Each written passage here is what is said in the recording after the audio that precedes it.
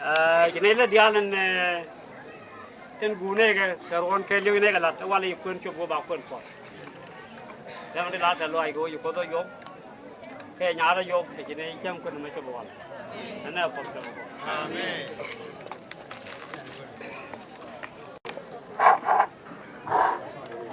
mà liên cái đó cơ cha nói mình đi lung mà cha nó nhớ về wala nó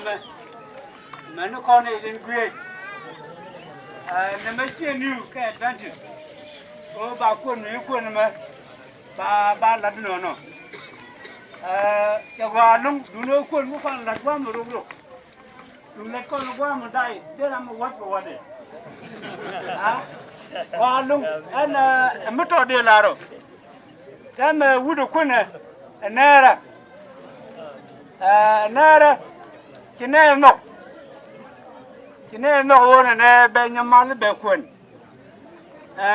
dân là thế là thuộc thế là thuộc của quân riêng để bắt lá đấy chứ cái riêng là giò đấy run chứ nào bây giờ quay lại chứ này cái mè khoe gì kia khăn là liền riêng để là cho nhà đã cái này đó dân trả lá đấy này làm mẹ này đỡ làm mẹ này đỡ chẳng chỉ ăn loa của bây giờ mới vừa tôi có mấy chuyện cái nào mà chỉ này gọi để con nàng cái mấy đồng là nào vậy giờ đi là nó mà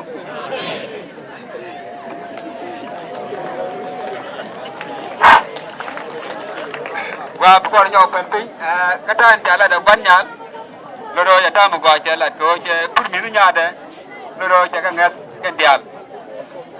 bây giờ mọi rồi nè bên quan lên cái nơi hút kìa rồi chỉ một quả bên trên nhau mới là đấy chứ để là cái chàng chân điện để là cái chàng chân điện đây một quan hút kìa rồi về bên bọc về bên đây là dưới lò của tin chạy tròn rồi về một là con gram cái bên cái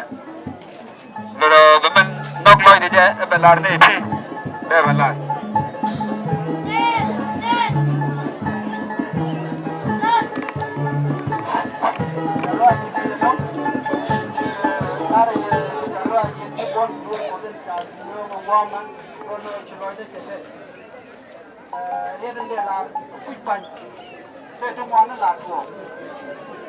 số cần tên là tuồng luôn đó nữa là cá cái ngày có con bao con gì nữa lấy con cái là cái nóng được con là được cái trong mình là con là đắt buồn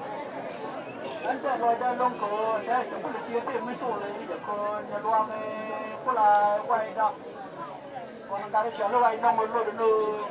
nó quên mà chết là mẹ phụ của quán nó bỏ cả quán nó kiện rồi nó quan lại nói đặt thế được cái